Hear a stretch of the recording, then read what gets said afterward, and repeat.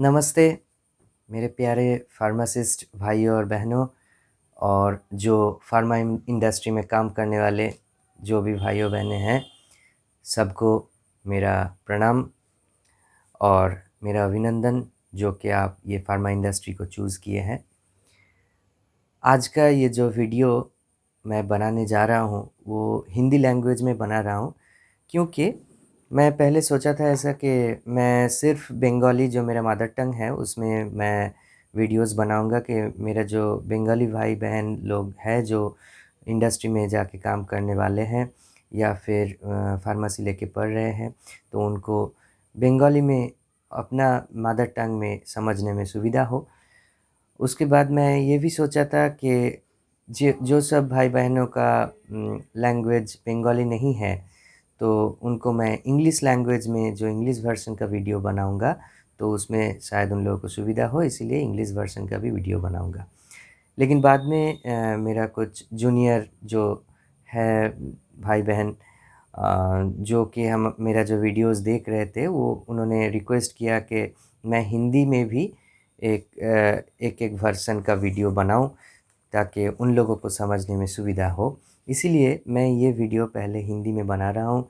इसका अगर रिस्पॉन्स अच्छा आए तो मैं ये हिंदी वर्ज़न भी जारी रखूँगा, नहीं तो मैं इंग्लिश वर्ज़न में ही बाकी जो बंगाली के अलावा स्टूडेंट्स हैं, जो भाई बहन हैं, उनके लिए इंग्लिश वर्ज़न का ही वीडियो बनाऊँगा। मैं कोशिश करूँगा कि तीनों लैंग्वेज में ही जो टॉपिक मैं चूज़ कर रहा हूँ उसका वीडियो बनाऊँ। तो अभी जो मेन टॉपिक है वो है, आज का जो टॉपिक है, मैं लास्ट वीडियो में क्वालिफ़िकेशन के बारे में बोला था, इक्विपमेंट क्वालिफ़िकेशन के बारे में, बेसिक डॉक्यूमेंटेशन क्या होता है, क्वालिफ़िकेशन का जो बेसिक नॉलेज है वो बोला था। आज मैं प्रोसेस वैलिडेशन के बारे में बताऊंगा। Actually process validation, qualification, cleaning validation, analytical method validation, ये सब जो चीज़ है ये एक बड़ा सा एस्पेक्ट जो है कि वैलिडेशन उसका ही पार्ट है, जिसमें से एक बहुत महत्वपूर्ण पार्ट है और मेजर पार्ट है प्रोसेस वैलिडेशन। तो प्रोसेस ये वैलिडेशन ये सब से ही पता चलता है कि ये वैलिडेशन जो है वो प्रोसेस का है। अभी फार्मास्यूटिकल इंडस्ट्री में प्रोसेस क्या चलता है कि मैन्युफैक्चरिंग जो हो रहा है, ड्रग का मैन्युफैक्चरिंग, उसका जो प्रोसेस है तो उसको हम वैलिडेट कर रहे हैं। तो मोटा मोटा तौर पे वैलिडेशन का मतलब क्या है कि हम एक डॉक्यूमेंटेड एविडेंस बना रहे हैं, मतलब कि प्रूफ रख रहे हैं कि कोई भी प्रोसेस मार्केट में आने से पहले या मेरा कंपनी बनाने से पहले वो प्रोसेस कंसेक्यूटिवली जो रिज़ल्ट दे रहा है, वो रिज़ल्ट उसका जो इंटेंडेड स्पेसिफिकेशन है उसको मीट कर रहा है कि नहीं। और एकदम क्लियरली अगर हम हिंदी में समझाएं तो ये है कि एक प्रोसेस है, मतलब कि एक प्रोसीड्योर है, कि सोचिए कि एक हायरार्की है कि इसके बाद ये करना पड़ेगा, उसके बाद ये करना पड़ेगा। जैसे कि चाय बनाने का प्रोसेस है क्या, चाय का जो पानी है उसको गर्म करो, फिर उसके उसमें चाय पत्ती डालो, फिर जब कलर आएगा फिर उसको मतलब स्ट्रेन कर लो, फिर दूध का गर्म दूध में उसको मिलाओ, फिर शक्कर मिलाओ। तो ये जो है कि एक एक स्टेप्स है। तो मैन्युफैक्चरिंग में भी ऐसा स्टेप्स होता है, उसको बोला जाता है कि प्रोसेस फ्लो या प्रोसेस स्टेप्स। तो ये जो प्रोसेस फ्लो है उसके हिसाब से इन बिटवीन भी बहुत टेस्ट्स होता है, जिसको बोला जाता है इन प्रोसेस टेस्ट्स। और बाद में जो टेस्ट होता है उसको बोला जाता है कि फिनिश प्रोडक्ट का टेस्ट्स। ये सब टेस्ट हम क्यों करते हैं कि हमको ये देखना है कि जो मटेरियल बना, जो प्रोडक्ट मैन्युफैक्चर हो गया, वो इंटेंडेड क्वालिटी का है कि नहीं। उसका CSPQ, SISPQ मतलब कि strength, identity, productivity, okay, quality, ये सब जो पैरामीटर्स है ये सही है या नहीं। तो ये क्यों देखते हैं, क्योंकि हम जो दवा बनाते हैं वो एक तो बाज़ार में जो उसका रेट है उसको पकड़ के रख के, उसका जो क्वालिटी है उसको पकड़ के रख के मुझे मार्केट में उसको मतलब इस्टेब्लिश करना पड़ेगा, नहीं तो मेरा कंपनी का मुनाफा नहीं आएगा। दूसरी बात क्या है, जो प्रोडक्ट जा रहा है वो ह्यूमन इंटेक के लिए जा रहा है, जो कि एक डिजीज्ड पर्सन को क्योर करने के लिए जा रहा है, तो उसका जो एक फार्माकोलॉजिकल इफ़ेक्ट है, वो फार्माकोलॉजिकल इफ़ेक्ट ही अगर नहीं दिखा पाएगा, तो जो डिज़ीज़ में वो रोगी जो है वो भुग रहा है, तो उसका क्योर नहीं होगा। तो इसीलिए हमको दो चीज़ देखना है, एक तो मार्केट ठीक रखने के लिए उसका क्वालिटी, और एक मेडिसिन का जो फार्माकोलॉजिकल एक्टिविटी है वो हैम्पर ना हो। तो इसके लिए जो प्रोसीड्योर है उसी लेवल से हमको सोचना पड़ेगा। तो अभी प्रोसेस वैलिडेशन जो है वो रिसर्च लेवल से ही शुरू होता है। रिसर्च लेवल में जो प्रोसेस वैलिडेशन होता है उसको बोला जाता है प्रोस्पेक्टिव वैलिडेशन। अभी देखो नाम से ही पता चल रहा है, प्रोस्पेक्टिव हमारा एक प्रोस्पेक्ट है कि हम एक जो प्रोसेस है उसको इस्टेब्लिश करेंगे कि वो कंसेक्यूटिवली उसका जो रिज़ल्ट है ठीक ठाक दे, और बाद में उसको हम कमर्शियली बनाएंगे। तो प्रोस्पेक्टिव, इसीलिए प्रोस्पेक्टिव वैलिडेशन में R&D या F&D सेक्शन जो होता है, मतलब रिसर्च एंड डेवलपमेंट या फॉर्मुलेशन एंड डेवलपमेंट सेक्शन जो होता है, वो लोग बहुत सारे बैच ले सकते हैं, छोटा अमाउंट का बैच। सपोज हम एक प्रोसेस इस्टेब्लिश करने जा रहे हैं, फेक्सोपेनाडिन का टैबलेट या मॉन्टेलुकास टैबलेट का, पैरासीटामॉल बोल बोल के हम बहुत उदाहरण दिए हैं, अभी ये 2 मॉलिक्यूल पकड़ लीजिए, सोच लिए हम।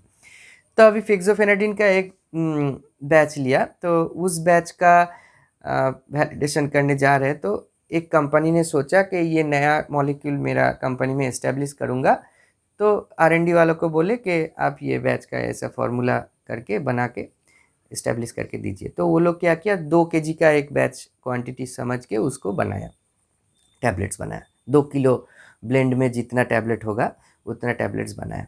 तो अभी ये बनाने के टाइम पे बहुत सारा मुसीबतें उन लोगों को फेस करना पड़ा, तो इसीलिए उनको बहुत सारा बैचेस के ट्रायल लेना पड़ा, मतलब वो 10-15 बैच हो सकता है। मतलब क्या मैं बोला कि प्रोस्पेक्टिव वैलिडेशन में in number of batches can be taken, बहुत सारे बैचेस ले सकते हैं। उसके बाद जब वो इस्टेब्लिश हो जाए कि हाँ अभी मेरा प्रोडक्ट स्टेबल है, मैं नेक्स्ट वैलिडेशन के लिए, मतलब कि कमर्शियली ये प्रोडक्ट बनाने के लिए जो पैरामीटर्स है वो सेट कर चुका हूँ, तो R&D उसको फिर फॉरवर्ड कर देता है नेक्स्ट स्टेज में। तो नेक्स्ट स्टेज में क्या होता है, कॉन्करेंट वैलिडेशन होता है। ठीक है, तो कॉन्करेंट वैलिडेशन क्या है कि न्यू प्रोडक्ट है, तो वो न्यू प्रोडक्ट को जैसा R&D ने फॉर्मूला दिया है उसको स्केल अप करना पड़ता है। तो एक पायलट बैच लिया, पायलट बैच में 3 वैलिडेशन होगा, तो एटलीस्ट 3 वैलिडेशन बैचेस लेना ही पड़ता है। क्यों 3 वैलिडेशन बैचेस लेना पड़ता है, उसका कारण ये है कि देखिए एक वैलिडेशन बैच से हमको ये पता नहीं चलता है कि उसका जो स्पेसिफिकेशन है वो कंसेक्यूटिवली उसका स्पेसिफिकेशन मीट करेगा कि नहीं वो बैच, क्योंकि एक से कुछ पता नहीं चलता है। प्रोबेबिलिटी ऐसा है कि हाँ ये पास हो जाएगा, इसीलिए 2 बैच भी अगर हम लिए तो 2 बैच लेने से भी हम एक ग्राफ प्लॉट नहीं कर सकते हैं, 2 पॉइंट से कोई ग्राफ नहीं हो सकता है। इसलिए एटलीस्ट 3 बैच लेना पड़ेगा ये देखने के लिए कि मेरा प्रोसेस कितना स्टेबल है, कितना अनस्टेबल है, कितना वो मतलब कि prone to meet its specifications, मतलब इसका जो स्पेसिफिकेशन है उसको मीट कितना एक्सटेंट तक वो कर पा रहा है। तो इसीलिए हम लोगों को 3 बैचेस लेना पड़ता है। अभी कोई कंपनी 5 ले सकता है, 7 ले सकता है, लेकिन क्यों वो वेस्ट करे पैसा, इसीलिए 3 ही लिया जाता है।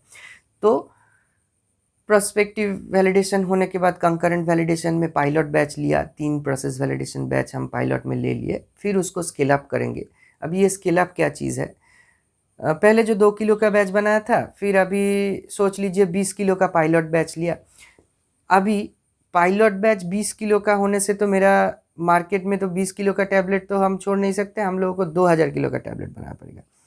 तो वो एक बहुत बड़ा बैच साइज है। अभी आप 2 लोगों के लिए खाना बना रहे थे, अचानक से आपको बोल दिया 50 लोगों का बनाइए, तो गड़बड़ तो होगा, डेफिनेटली होगा, प्रोसेस में भी होगा, क्वांटिटी में भी होगा।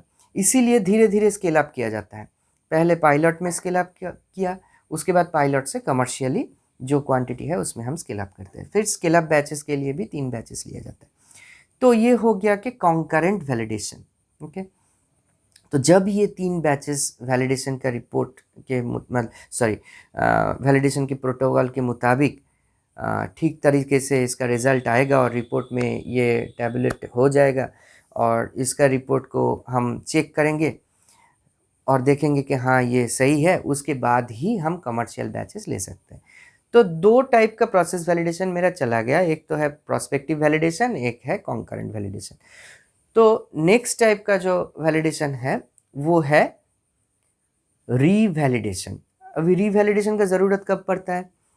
सपोज एक वैलिडेटेड बैच चल रहा है, उसमें वो बैच का जो प्रोसीड्यूर है उसमें एक मेजर चेंज आ गया, ऐसा चेंज जो कि क्रिटिकल इफेक्ट डाल सकता है या मेजर इफेक्ट डाल सकता है मेरा जो प्रोडक्ट है, तो रिस्क असेसमेंट करके भी उसको हटाया नहीं जा सकता।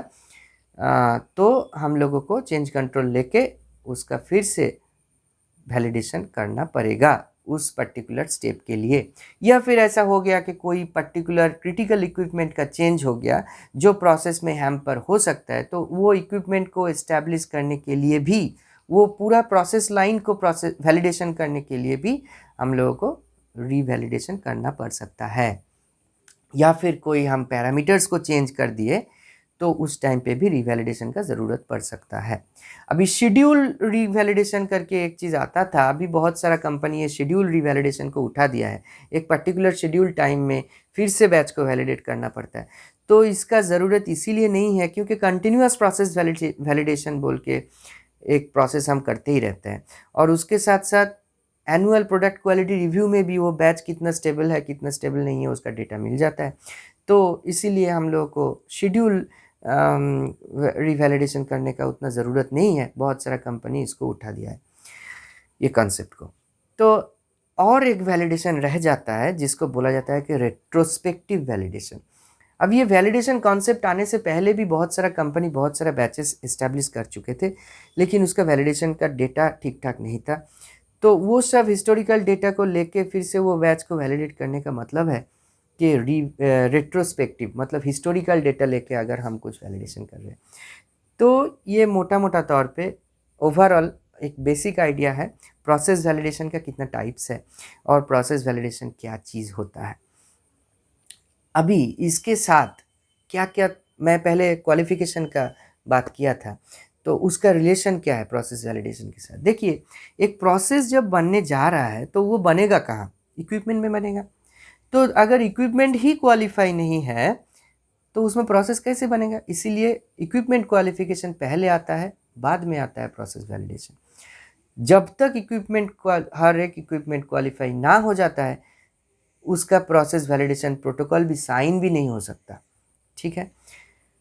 और एक चीज़ है एनालिटिकल मेथड वैलिडेशन। अगर एनालिटिकल मेथड जो टेस्ट हम करेंगे प्रोसेस वैलिडेशन के टाइम पे उसका मेथड वैलिडेशन ही एस्टेब्लिश ना हो तो कैसे हम प्रोसेस वैलिडेशन करेंगे?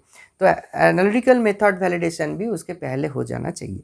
एनालिटिकल मेथड क्या है कि एनालिसिस जो हम करेंगे, जो टेस्ट्स करेंगे, सो वो टेस्ट का एक मेथड होता है, तो वो मेथड भी एस्टेब्लिश होना है, वो भी वैलिडेटेड होना है। तो वो होता है एडी बोल के, एनालिटिकल डेवलपमेंट बोल के एक और डिपार्टमेंट होता है, या फिर क्यूसी का एक अलग सा सेगमेंट होके उसको वैलिडेट करता है।